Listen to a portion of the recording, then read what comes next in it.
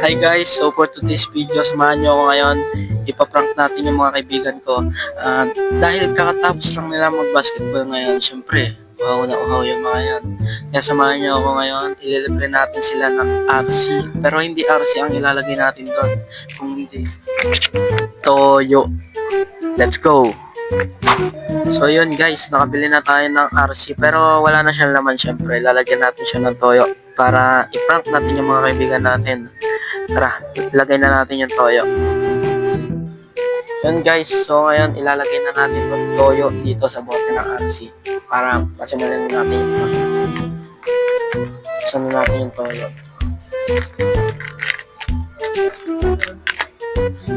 Pasimulan natin siya lagay. Yun. So ngayon guys, nalagyan na natin yung toyo. Tatakpan na natin. Simulan na natin. Ano gagawin? Ito pala eh. Ano lang, malamig din. Tambay kayo doon. Wala lang. Huwag mong subukan. Masisira ang buhay mo. Ano yun, pre?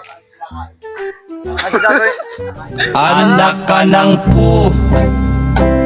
Ang baboy. Anak ka Ano yung pala? Kaya ako na. Baka mahanapin dyan. Siyempre, nagbablog kami.